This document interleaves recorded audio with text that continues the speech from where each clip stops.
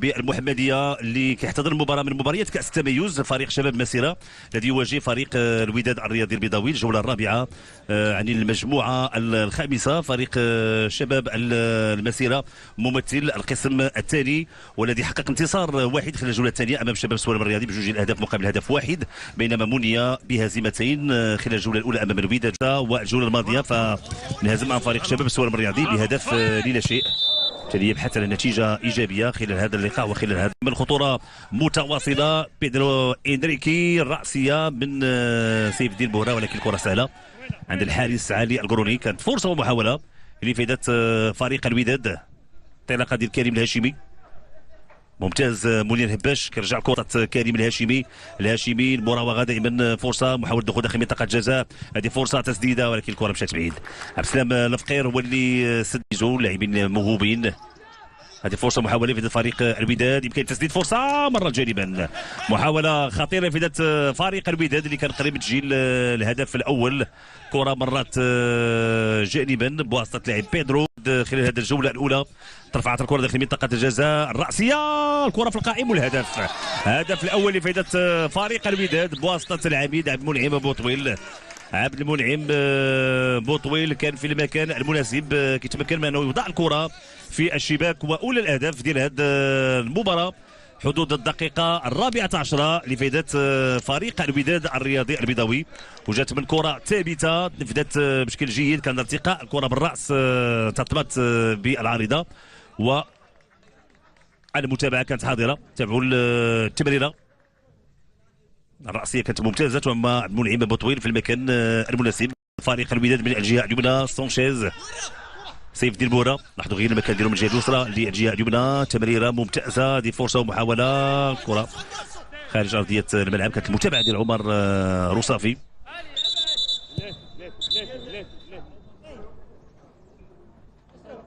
المغربي فاز على الراك بجوج لواحد نتيجة بالنسبة لكوكب مراكشي.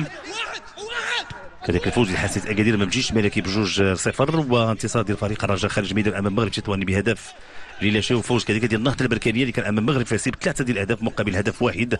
واولمبيك اسفي خارج الميدان امام شباب محمديه بجوج صفر. نفس الشيء بالنسبه لاتحاد توارقه امام اتحاد طنجه. وراء الكره اللي اكيد لعبها بالراس، هذه فرصه لفائده فريق الوداد. هناك خطا على حكم كيمنع، خطا لفريق شباب مسيره. كان انطلاقه ديال تيمينو ميلولا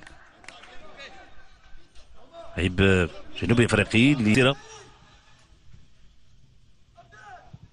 تمريره داخل منطقه الجزاء. خروج الحارس عمر اكزداو امام اللاعب كريم الهاشمي امامنا، اللاعب السابق للدفاع الحسن الجديد المغرب فاسي.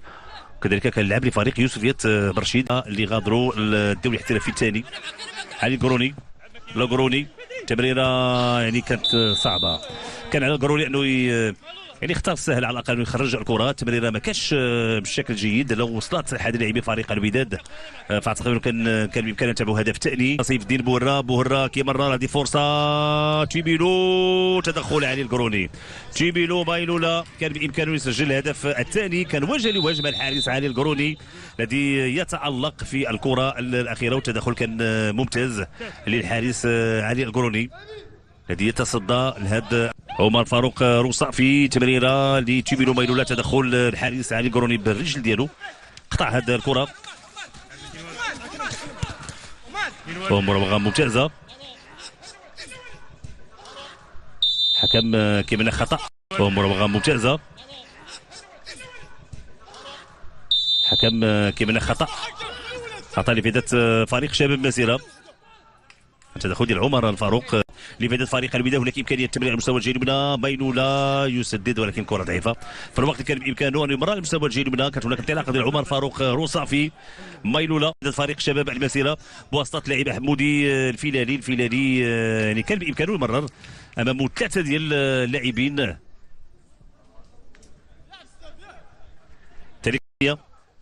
من الجهه اليسرى لعبات الكره الراسيه، كان ارتقاء ديال ايوب اجابوب والحكم يمنع خطا لسيف الدين بورا، خطا لفائده فريق الوداد.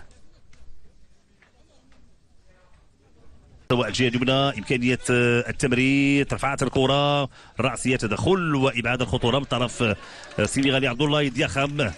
هو اللي دخل في الكره الاخيره. كانت عمليه العرضيه داخل منطقه الجزاء، دي فرصه تسديده وكان تدخل وابعاد الكره.